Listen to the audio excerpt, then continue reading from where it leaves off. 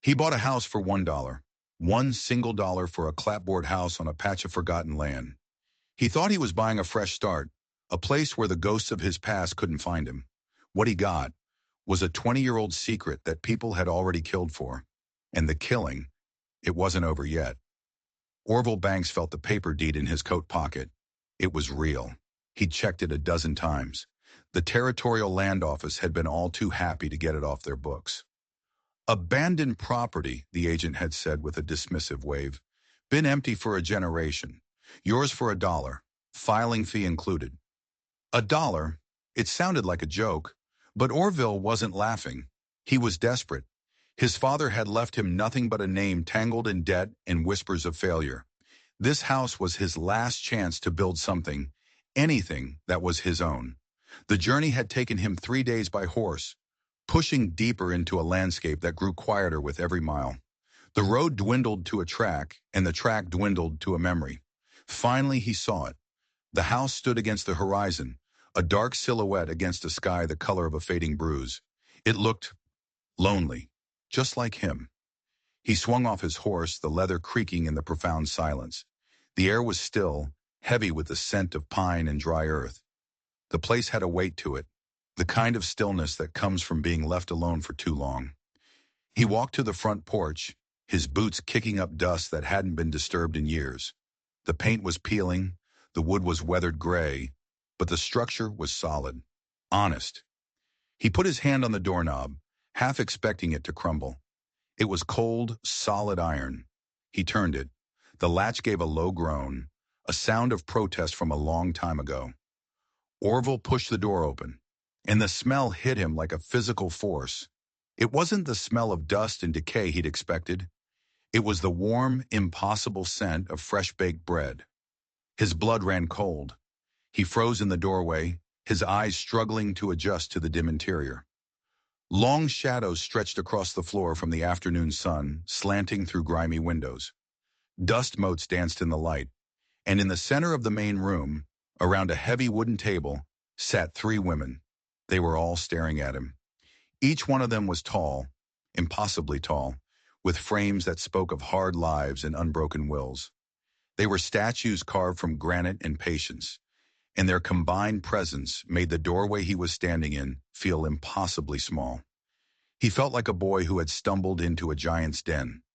His travel bag, containing everything he owned in the world, suddenly felt flimsy and useless in his white-knuckled fist. The tallest of the 3, a woman with steel-gray hair pulled back so tight it seemed to pull her face into a permanent state of severity, rose slowly from her chair. She didn't just stand up. She grew, filling the room, her shadow swallowing him whole. The air thickened, crackling with a tension he could taste. "You must be the new owner," she said. Her voice wasn't a question. It was a statement, a pronouncement. It was the voice of someone accustomed to being heard, a voice that carried the weight of the very ground they stood on. It held no welcome. She looked at him, not at him, but through him, as if she were measuring the strength of his soul and finding it wanting. "I'm Estelle Drummond," she announced. "These are my companions, Willa Blaine and Fern Barrett." The other 2 didn't move, but their eyes were locked on him. Willa, with hair like autumn leaves streaked with the silver of winter, had hands stained a deep, dark purple. It looked like berry juice, but a part of Orville's mind screamed that it was something else, something far older and more sinister. Fern, the youngest of the 3 but still years past her youth, kept one hand hidden beneath the table. The way she held it, so still and deliberate, sent a prickle of pure dread crawling up Orville's spine. He finally found his voice, but it came out as a pathetic crackle. I was told this place was empty." He gestured vaguely with his free hand. "The agent, he swore nobody had lived here for years." Estelle's laugh was not a pleasant sound. It was sharp and brittle, like glass breaking in a cold, empty room. "Agents say many things," she said, her eyes narrowing. "We are the caretakers. We have kept this house from falling back into the earth." Her gaze swept over him, from his worn-out boots to his terrified face. "But now that you've arrived, I suppose our arrangement requires discussion." The kitchen, which had seemed spacious from the doorway, now felt like it was shrinking, the walls pressing in on him. He started noticing things, details that made the knot in his stomach tighten into a cold, hard lump of fear. There was fresh firewood stacked neatly by the enormous cast-iron stove. On the counter, a basket of vegetables, carrots and potatoes still caked with dark, rich soil, couldn't have been pulled from the ground more than an hour ago. And then he saw it, the thing that turned his fear into something much closer to panic. There were 4 place settings on the table, 4 plates, 4 sets of silverware, 4 glasses, as if they had been expecting him. Caretakers, Orville repeated, the word feeling foreign and wrong in his mouth. He took a half-step back, his hand instinctively searching for the doorknob he'd just let go of. Nobody mentioned any caretakers in the contract. The deed says abandoned. Willa, the one with the stained hands, finally spoke. Her voice was as smooth as honey, but there was an undercurrent of something sharp and dangerous beneath it. There are many things about this house that weren't in any contract, Mr. Banks. She leaned forward slightly, her eyes like chips of flint.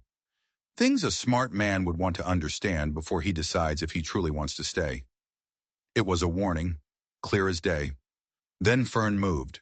She slowly lifted her hidden hand from beneath the table and placed it in the light. Orville's breath caught in his throat. Her fingers were wrapped in old, stained strips of cloth. The fabric was a mottled, disturbing shade of brownish red, the color of a wound that never healed. It wasn't a fresh injury, but the wrapping itself seemed ancient, a ritual. Some houses choose their owners, Fern said, her voice a low, quiet hum that was somehow more menacing than a shout. Others reject them, completely. The welcoming smell of bread now seemed tainted, carrying an undertone of something metallic and raw. It reminded Orville of childhood trips to the town butcher, the coppery scent that clung to the air. His mouth was suddenly as dry as the dust on the road. He realized with a jolt of ice-cold certainty that these women weren't just unexpected tenants. They weren't squatters. They were gatekeepers. And they were studying him, weighing him, deciding his fate. He wasn't the owner of this house. He was an applicant. Outside, his horse let out a nervous whinny, as if it could sense the crackling, invisible energy in the room. That sound broke the spell. Orville's survival instinct screamed at him. Get out! Get out now! His fingers found the cold iron of the doorknob. He pulled. The door didn't budge. He hadn't latched it. It should have swung open. Estelle's voice sliced through his panic. Before you consider leaving, Mr. Banks, you should know something. She hadn't moved, but her words were like iron bars slamming down. We have something here that belongs to you. Something that's been waiting for you for a very, very long time. Orville's heart hammered against his ribs like a trapped bird. What could they possibly have that was his? He was a man defined by what he didn't have. His hand fell away from the door. He was their prisoner, held captive not by locks, but by a single, impossible question. He watched as Estelle turned and moved toward a large, dark wooden chest that sat under one of the windows. It was bound with iron straps, old and heavy. The other 2 women watched him, their stillness more terrifying than any threat could ever be. They watched him breathe. Whatever is in that chest, Orville said, trying to force strength into his voice, it doesn't belong to me. My father left me nothing but debts and a bad name. Estelle's hands paused on the heavy iron latch of the chest. She turned her head slightly, her profile as sharp as an axe blade against the dusty light. Your father? Yes, she said, her voice laced with a strange pity. But what about your father's father? She let the question hang in the air, a hook baited just for him. What about Jeremiah Banks? The name hit Orville like a physical blow, knocking the wind from his lungs.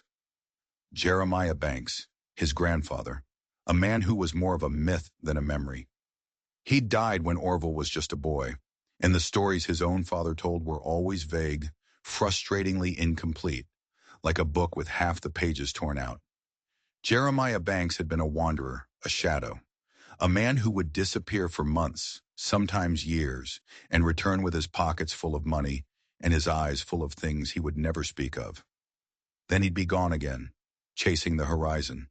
Orville's voice was barely a whisper.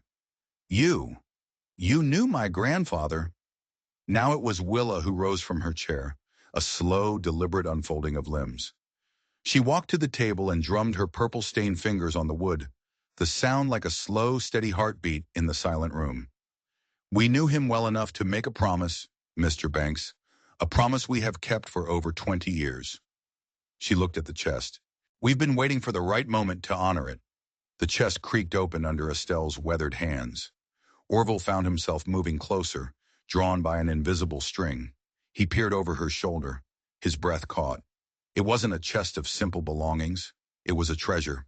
Stacks of official-looking papers, bound neatly with faded silk ribbons. Leather pouches that clinked with the heavy, unmistakable sound of gold coins. Deeds, maps, and ledgers filled with elegant, sloping script. And at the very bottom, lying on a bed of velvet, was a daguerreotype in a heavy silver frame. Estelle lifted it with a reverence that was almost religious. She turned it toward him. Orville stared into the face of a man he had never met, but a face he knew as well as his own. The man had the same dark eyes, the same stubborn set to his jaw. It was like looking at a photograph of himself 30 years from now. It was Jeremiah Banks. It was him. Your grandfather left this house to you, Estelle said softly, her voice losing its hard edge for the first time. Not through some piece of paper in a dusty government office. He left it through an arrangement that means more than any ink and law ever could. She handled the photograph as if it were sacred. He knew that one day his grandson would need a place to start over. He wanted to make sure that place came with everything necessary to build a real life, a good life.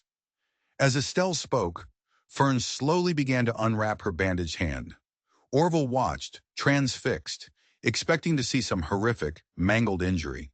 But as the last piece of cloth fell away, he saw only weathered skin, crisscrossed with a latticework of old white scars. There were no fresh wounds. The stains on the cloth had been a lie, a test, a piece of theater designed to make him think the worst. We have been protecting this legacy, Fern said, her voice clear and strong, because your grandfather saved our lives. Each of us owes him a debt that can only be repaid by ensuring his bloodline has what he intended for you. The room seemed to tilt on its axis. Orville put a hand on the back of a chair to steady himself.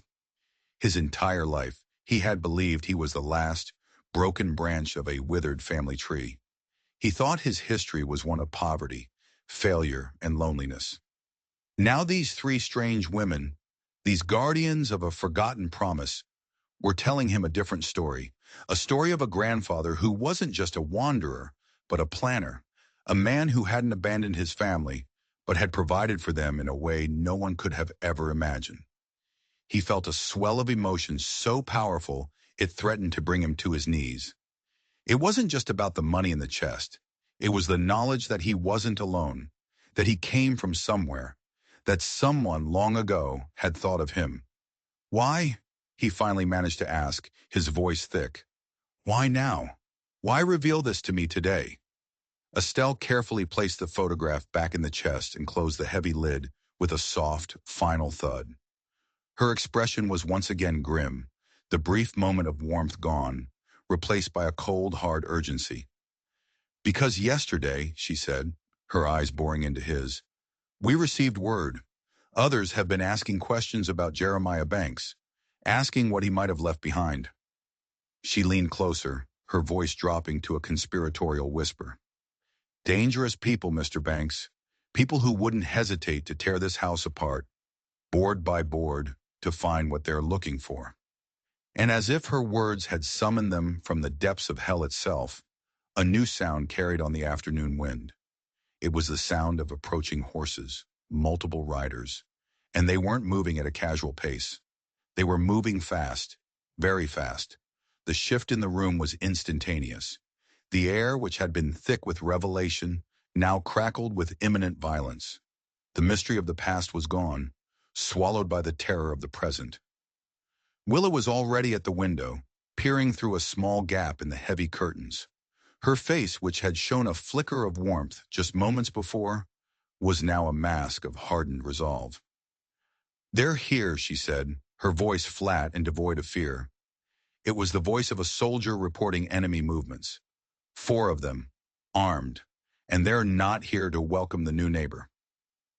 Orville's heart, which had just begun to slow, started hammering against his ribs again, a frantic drumbeat of panic. He crept to the window beside her and looked out. 4 men were dismounting in the yard. They moved with a practiced, brutal efficiency, their boots hitting the dry ground in a coordinated rhythm. These weren't drifters or lost travelers. These were hunters. Their leader, a big man with a salt and pepper beard and a long, dusty coat that had seen more than its share of bad weather, strode toward the house with the unshakable confidence of a man who fully expected to get what he came for. Calvin Marsh, Estelle whispered from behind them. The name was a curse on her lips. We knew this day would come. The past 20 years of waiting were over. The fight was here. While Orville was frozen by a fear so profound it felt like being encased in ice, the women moved. They weren't panicking. They were preparing. It was a fluid, silent dance they had clearly rehearsed 1,000 times in their minds. Fern was already at the chest, not taking things out, but putting the most important papers, the deeds, the ledgers, into a separate leather satchel. Her movements were swift, economical, her scarred hands working with a surgeon's precision. "Mr. Banks," she said, not looking at him, "there's something you need to understand about your grandfather's business. Not all of it was conducted in banks or legal offices." A sharp, percussive knock, knock, knock on the front door exploded through the house. It wasn't a polite request for entry, it was a demand. It sounded like a judge's gavel passing a death sentence. A voice rough as gravel boomed from the porch. "We know you're in there, ladies, and we know you're not alone today. Open up!" Willa had moved silently to another window, checking the rear of the property. Her report was grim. 2 more coming around the back. They've got us surrounded. Orville's mind was a whirlwind of confusion and terror. A few hours ago, his biggest problem was a lack of prospects. Now he was in the middle of a siege, allied with 3 strange warrior women he'd just met, because of a grandfather he'd never known. "What do they want?" he demanded, his voice cracking. "What kind of business was he in?" Estelle turned to face him. Her eyes were blazing with an intensity that seemed to strip him bare, to weigh his courage and character in this single, terrible moment. "Jeremiah was a courier, Mr. Banks," she said, her voice low and urgent. "He moved valuable items for people who couldn't trust the usual methods. Sometimes that meant gold, sometimes important documents." She paused, letting the weight of her next words sink in. "And sometimes it meant things that certain parties would kill to recover." The knocking came again, louder this time, the wood of the door groaning in protest. Bang, bang, bang. "Miss Drummond, we can do this easy or we can do this hard. But one way or another, we're coming in to collect what belonged to our employer." Fern finished securing the papers and moved to a section of the floor covered by a threadbare rug. She kicked it aside, revealing a heavy iron ring set into a floorboard. A root cellar, an escape route. "Your grandfather's last job," she explained, her hands working the latch, "was transporting something from a mining operation that went wrong. Very wrong. The original owners are all dead, but their business partners have been searching for their investment for over 2 decades. "Investment in what?" Orville demanded, but his question was drowned out by the women's swift, silent preparations. Willa moved away from the window and went to the great stone hearth beside the kitchen stove. She reached behind it and pulled out a long, heavy rifle, its wooden stock worn smooth with use, its barrel gleaming a dull, deadly gray. She checked its load with hands that showed no tremor, no hesitation. She turned to Orville, her flint-like eyes meeting his. "Gold bars, Mr. Banks," she said, her voice as cold and hard as the steel she was holding. "Enough to buy half this territory, stolen from a federal shipment and hidden by men who thought they were smarter than the law." And then the world exploded. With a deafening crash of splintering wood, the front door flew inward, torn from its hinges. It slammed against the far wall, shaking the entire house. Framed in the ruined doorway, silhouetted against the bright, unforgiving sun, stood Calvin Marsh. He was flanked by 2 of his men, their pistols already drawn and leveled. His eyes swept the room, the 3 defiant women, the overturned chair, the open chest, before they finally settled on Orville. A slow, cruel smile spread across his face, a smile that held no warmth, no humor, only the cold satisfaction of a predator. Well, well, Calvin Marsh drawled, taking a step into the room. The grandson finally arrives to claim his inheritance. How convenient for us all to be here at the same time. Behind him, the sound of the back door being kicked in confirmed it. Every escape route was gone. They were trapped. The kitchen was a tableau of imminent violence. 6 armed men, 3 defiant women, and Orville, a man caught in the crossfire of a history he was just beginning to understand. Estelle raised her hand slowly, a gesture of placation that her face completely contradicted. Her expression was pure, unyielding defiance. "The gold isn't here, Calvin," she said, her voice ringing with authority. "It never was." Calvin Marsh let out a harsh, grating laugh that sounded like rocks grinding together. 23 years, Estelle," he said, stepping further into the room, his men fanning out to cover every angle.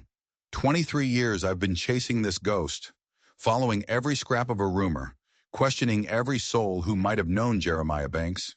He gestured around the room with his pistol. "You really expect me to believe he went to all this trouble to hide it somewhere else?" The men who had come through the back door now had them in a perfect crossfire. Orville noticed that none of them seemed surprised to see the women. This wasn't a robbery. It was the final act of a long, bitter war. "Your grandfather was clever," Calvin continued, his gaze locking onto Orville. He moved closer to the open chest, kicking a loose pouch of coins with the toe of his boot. "But not clever enough. When word reached me that Jeremiah Banks's grandson had just purchased this very property, I knew. I knew our long wait was finally over." Fern stepped protectively in front of the root cellar door, shielding the hidden escape route with her own body. Her scarred hands were steady, her posture unwavering. "Jeremiah never told us where he put the gold. That was the point of his arrangement. We were to guard his personal legacy, his family's future, and wait for his blood to arrive. Nothing more." One of Calvin's men, a lean, wiry man with eyes as dead and empty as a snake's, spoke for the first time. "Boss, maybe we should just start tearing the place apart. Could be in the walls, under the floors." "Patience, Marcus," Calvin said, but his eyes never left Orville's face. He was staring at Orville with a disturbing intensity, as if he were trying to read a map hidden behind his eyes. "I have a feeling our young friend here knows more than he's letting on. Inherited knowledge has a funny way of surfacing when the proper motivation is applied." Orville's throat felt like it was coated in sand. "I've never been here before in my life," he croaked. "I didn't even know my grandfather owned this house until I bought it from the territorial office." The word "bought" seemed to genuinely surprise Calvin. He stopped, his eyebrows rising. "Bought it? What are you talking about?" "I paid $1 for the deed," Orville explained, his voice shaking. Calvin stared at him for a long moment, then a slow, dawning comprehension spread across his face, followed by a flicker of something that looked like confusion. "You mean to tell me," he said slowly, "you actually paid money for property that was already yours by right?" The revelation slammed into Orville like a physical blow. The land agent, his eagerness to close the deal, the absurdly low price. It hadn't been luck.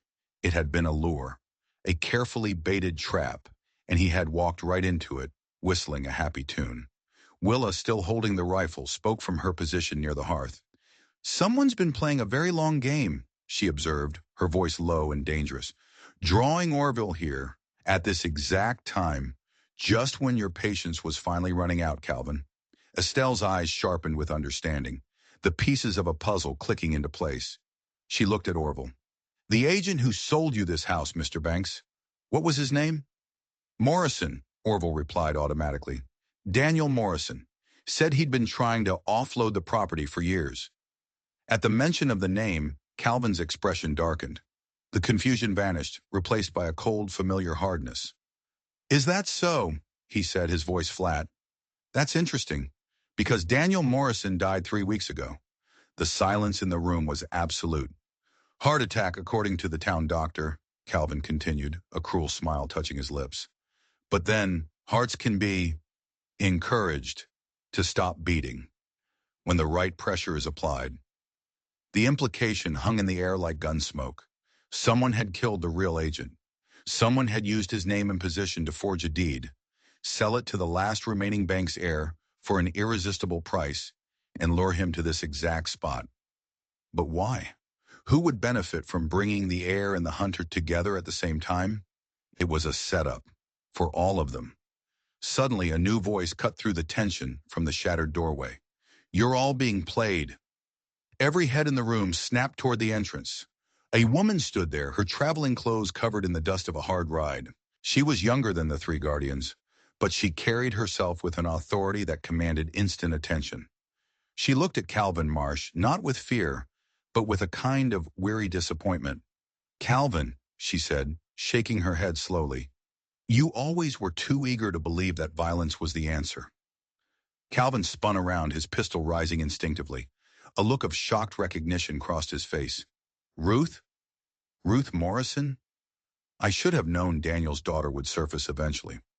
My father spent his last 20 years protecting this secret," Ruth said calmly, stepping over the debris into the room. Her eyes were sharp, intelligent, and they took in the entire scene in a single glance. She looked at Orville, then at the chest, then back at Calvin. But when he realized he was dying, he made arrangements. He wanted to ensure the truth would finally come to light. She took a deep breath and delivered the line that would shatter everything. "Mr. Banks, your grandfather didn't hide the gold," she said, her voice clear and ringing. "He spent it." The world seemed to stop. The air in the kitchen turned to lead, heavy and unbreathable. Calvin Marsh stood frozen, his gun still raised, but his face was a mask of utter disbelief. His entire life, his 23-year quest, the foundation of his whole existence, had just been vaporized by a single sentence. Orville felt as if the floor had dropped out from under him. The treasure, the legacy, the fresh start. Gone. He looked at the pouches of coins in the chest. They were a pittance, not a fortune. "Spent it," Calvin finally choked out, his voice a hoarse whisper. "Spent it on what?" Ruth's smile was sad, but her eyes were firm. "On purchasing the freedom of three women who were being held against their will," she said, gesturing to Estelle, Willa, and Fern. "And on buying them safe passage to a place where they could start new lives." The silence that followed was a living thing, stretching like a rope pulled taut, ready to snap. Calvin's face went pale, the blood draining from it. The confidence, the swagger, the menace, it all crumbled, cracking like cheap plaster as the weight of Ruth's words sank in. Orville looked at the three women. He saw them properly for the first time, not as strange, intimidating giants, but as survivors, as women who had spent 2 decades of their lives guarding an empty secret, protecting a treasure that no longer existed, all out of loyalty to the man who had set them free. "You're lying," Calvin hissed, but the words had no conviction. It was the desperate denial of a man watching his world burn down around him. "No, Calvin. He wasn't like other men," Ruth said, moving further into the room. She carried a leather satchel slung over her shoulder, and she rested her hand on it now. "When Jeremiah Banks took that courier job, he thought he was just moving gold. But when he discovered what was really happening at that mining camp, when he learned that your employers had been using forced labor, enslaving people to dig that gold out of the ground, he made a choice that cost him everything." Estelle's formidable composure finally broke. Tears welled in her steel-gray eyes, and she didn't bother to wipe them away. "We tried to tell him to keep some of it," she said, her voice thick with an ancient grief, "to secure his own future, his family's future, but he wouldn't hear of it." "The three of us weren't the only ones he helped," Willa added, her voice heavy with emotion. "There were others, dozens of others. Families torn apart by men who believed that human lives were worth less than shiny metal." Fern nodded slowly, her scarred hand resting on the floorboard above the hidden cellar. "Your grandfather used every last ounce of that stolen gold to buy freedom for people who had none. The papers in that chest aren't treasure maps or banknotes, Mr. Banks. They're manumission documents, travel passes, records of safe passage to territories where people could disappear and start over. The foundation of the conflict had shifted from a hunt for treasure to a battle over a man's soul." Calvin's men were shifting uneasily, their pistols no longer held with the same certainty. The dead-eyed man, Marcus lowered his weapon slightly. "Boss," he said quietly, "if there's no gold, what are we doing here?" "There has to be something," Calvin insisted, his voice rising with desperation. 23 years. All the leads. It can't all be for nothing." Ruth opened her satchel. She withdrew a thick folder, tied with a string. "My father documented everything, Calvin. Every transaction, every person helped, every dollar spent. He was Jeremiah's confidant. Jeremiah Banks died a poor man, with nothing to his name but this small house. But he died rich in the knowledge that he had used his final, dangerous job to right a terrible wrong." Orville stepped forward. The fear that had paralyzed him was gone, replaced by a surge of pride so fierce it made his chest ache. A pride in a grandfather he'd never known. "So this house," he began. "It was purchased with the very last of his legitimate savings," Ruth confirmed. "He wanted to ensure that his family, his grandson, would have a place to come home to, even if he couldn't be there to welcome you." Calvin lowered his pistol, the fight draining out of him all at once. His men followed suit, their faces a mixture of confusion and relief. "The investors," Calvin mumbled, looking lost. "The ones who hired me. They're not going to accept this." "The investors who hired you are all dead, Calvin," Ruth said, her voice flat and cold as a tombstone. "Have been for 15 years. You've been chasing ghosts, funded by money you've been stealing from banks and freight companies across 3 territories to finance your search." The revelation hit Calvin like a physical punch. He staggered backward, his face a kaleidoscope of disbelief, rage, and finally a hollow, empty acceptance. "Then who's been paying me?" he whispered. "Who's been sending the orders?" Ruth's expression hardened into something grim and dangerous. "Someone who wanted all the loose ends tied up. Someone who was using your obsession with that gold to eliminate every single person who knew the truth about what happened at that mining camp. Someone who needed you to believe you were on a righteous quest while they used you as their personal, unwitting assassin." As if on cue, a new sound reached them. More horses. But these riders moved differently. They moved with the measured, steady pace of official business. "That would be the federal marshals," Ruth said calmly. "I sent them a telegraph 3 days ago. I told them the long cold case of the bank's gold shipment was finally ready to be closed. Calvin Marsh was no longer a hunter. He was the hunted." The arrival of the federal marshals changed the equation completely.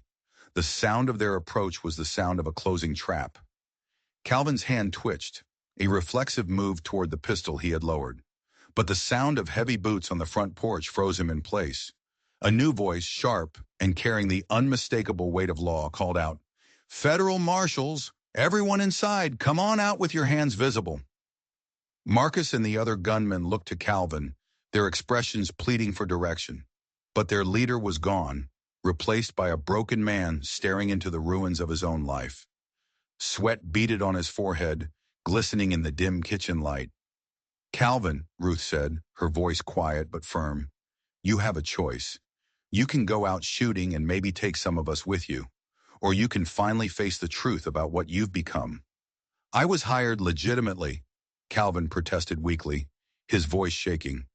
"I have contracts, payment records." Ruth pulled another thicker folder from her satchel. "Forgeries, Calvin, all of it. Masterful forgeries, created by someone who knew you.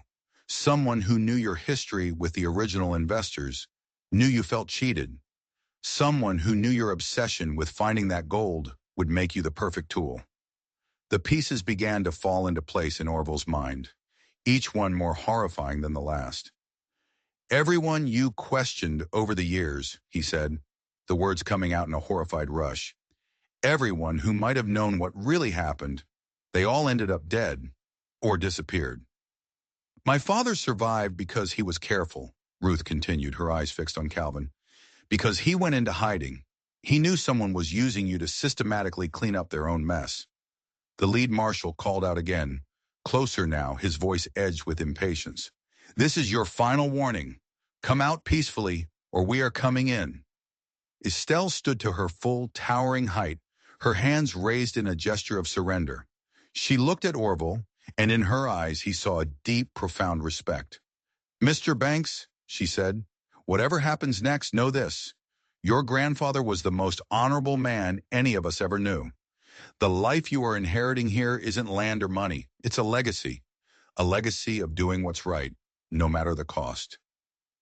Willa and Fern moved to stand beside her, a united front of unshakable loyalty. They had spent decades guarding not a treasure of gold, but the memory of a good man.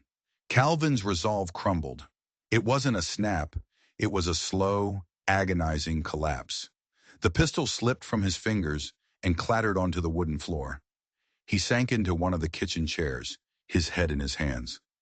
All those people, he whispered, his voice cracking with a despair 23 years in the making. All those years, I thought I was serving justice. You were serving a monster who twisted your sense of justice, Ruth said softly. A monster who turned you into an echo of the very men you thought you were hunting. Marcus took a definitive step away from his boss, his own weapon now hanging loosely at his side. Boss, if she's right, if we've been working for the wrong side all this time, we have, Calvin whispered to the floorboards. God help us, we have. The doorway filled with the dark blue uniforms of the U.S. Marshals. Their badges gleamed. The lead marshal, a weathered man with eyes that had seen everything, surveyed the scene. The broken door, the armed women, the defeated gunman, the strange young woman, and the terrified-looking young man, who was clearly at the center of it all. Ruth Morrison, I presume, the marshal said, his gaze sharp. Yes, sir.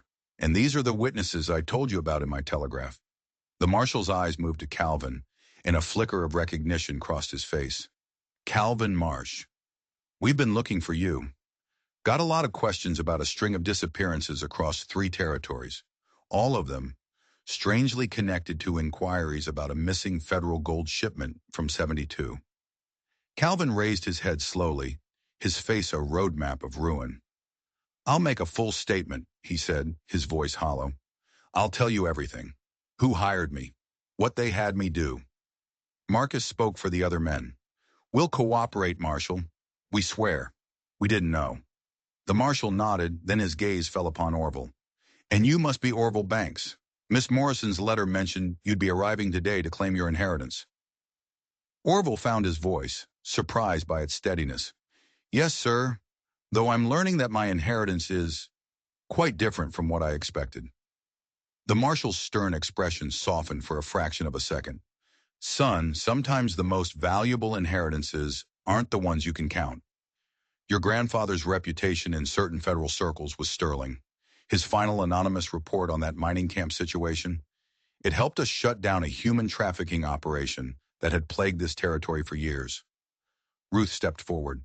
Marshal, there's one more thing. The person who's been manipulating Calvin, the one behind all these deaths, they're still out there. The marshal's face hardened again. Who are we talking about, Miss Morrison? Ruth hesitated, her eyes sweeping the room. Someone with access to federal records. Someone who could create those forgeries and knew exactly which names were on Jeremiah Banks's list of rescued souls. Someone who has been covering their tracks for more than 2 decades. Calvin looked up, his face haggard. The orders, they always came through official channels. Government letterhead, the right seals. It all looked legitimate. Because it was legitimate, Ruth said grimly. Or rather, it came from someone with the authority to make it look legitimate. The marshal's hand drifted instinctively toward the butt of his Colt revolver. Are you suggesting this conspiracy involves a federal official? I'm not suggesting it, Marshal, Ruth said, pulling one last document from her satchel. I'm stating it as a fact. My father kept copies of everything, including correspondence that proves someone high up in the territorial government has been orchestrating this entire cleanup operation. Orville felt the room spin. His simple search for a home had unearthed a conspiracy that reached into the very heart of the law. But why? He asked. Why go to such lengths? Estelle answered, her voice a low, somber toll. Because that camp wasn't just using forced labor, Mr. Banks. It was a secret, illegal government operation, designed to extract gold off the books to fund territorial expansion. When your grandfather exposed it, he didn't just threaten a few private investors. He threatened to bring down the whole rotten structure. The marshal took the document from Ruth. He read it, his face growing darker with every line. These signatures, these authorization codes, they're authentic. This came directly from the territorial governor's office. Governor Harrison died last month, Ruth said. Natural causes, the report said. But he visited my father just days before he passed. He was dying, and his conscience was getting the better of him. Willa stepped forward. Harrison told her father there was one more person involved, the true architect of the entire plan, the man who has spent 23 years hunting down and eliminating anyone who could expose him. Who?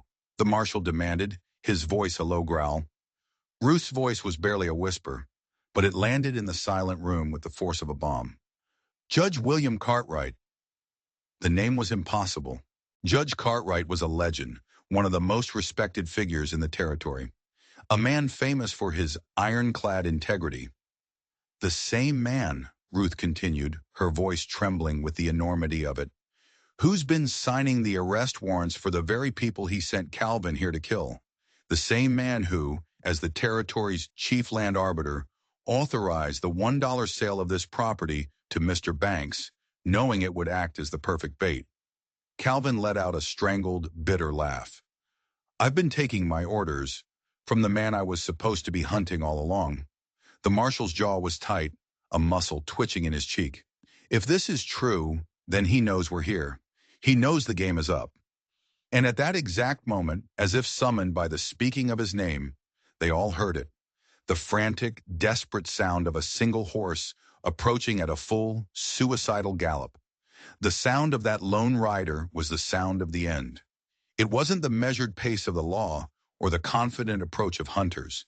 It was the sound of pure, unadulterated desperation. A cornered animal making its final, reckless charge. He's coming, Fern said, her voice a simple statement of fact. After all these years of hiding behind others, he's finally coming to finish it himself.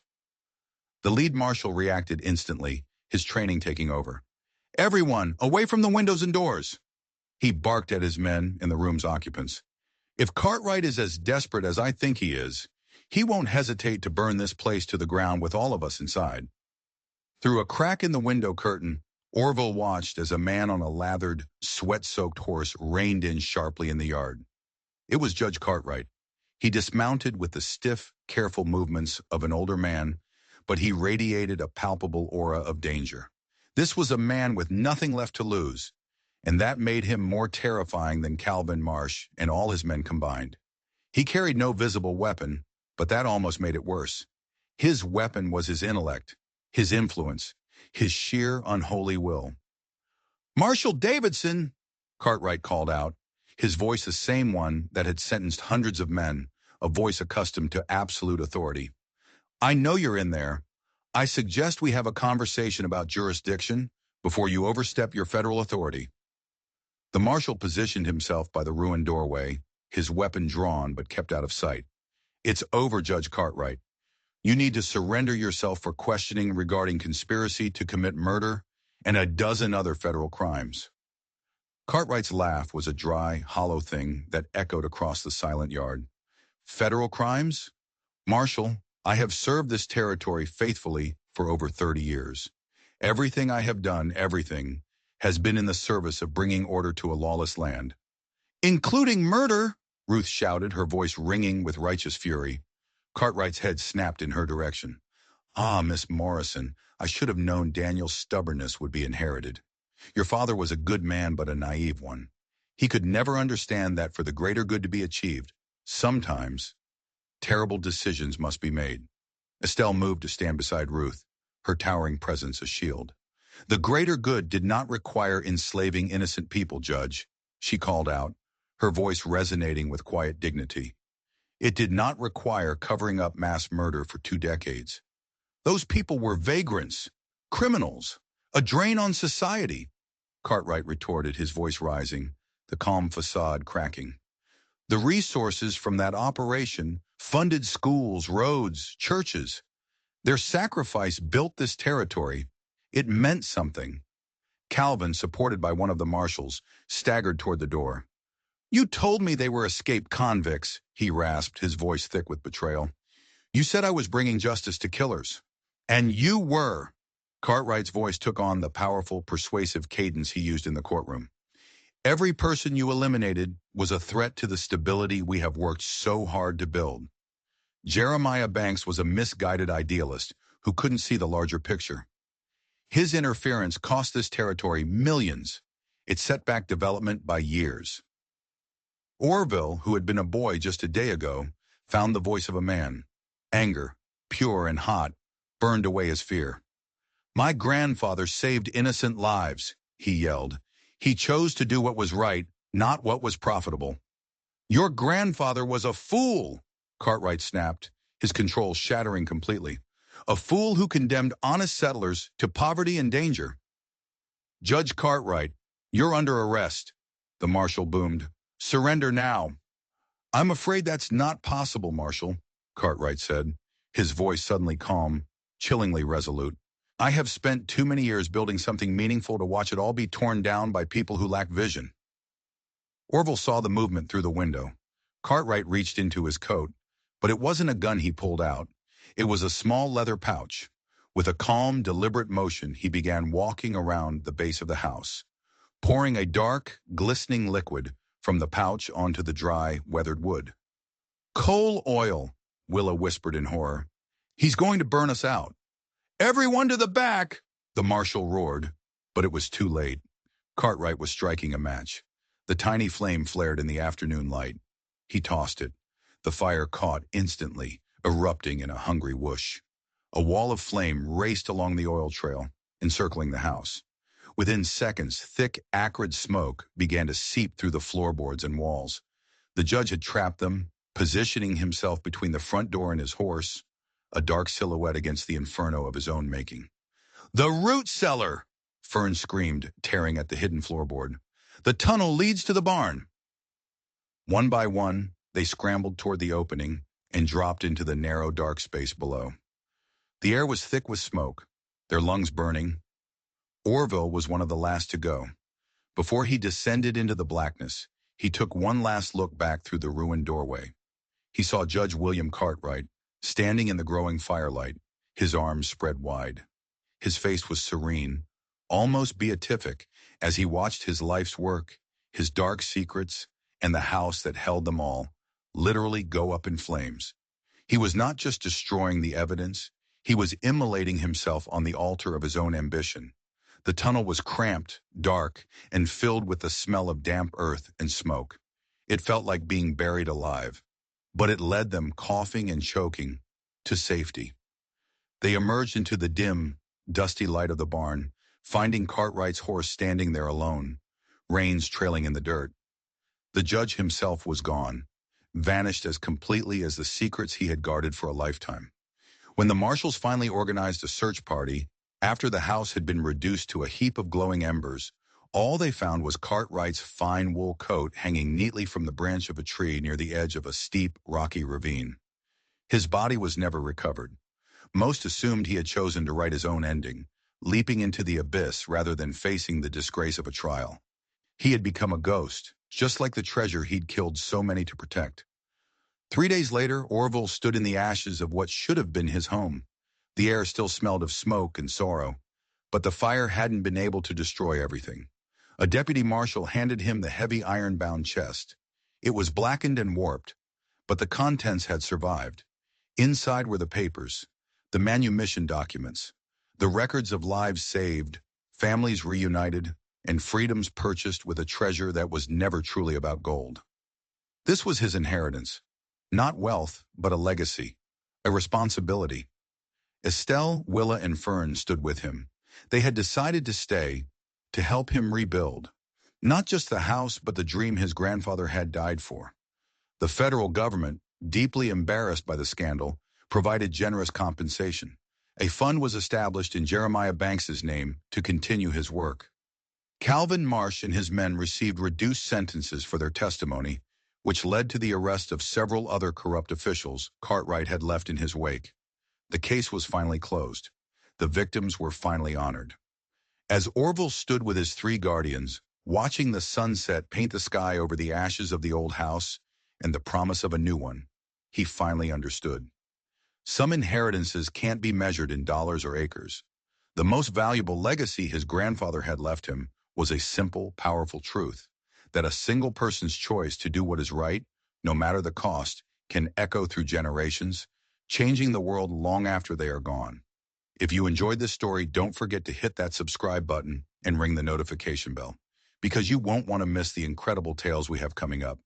And if you have a story about a dark family secret or a mysterious inheritance, share it in the comments below. We'd love to hear it. Thanks for watching.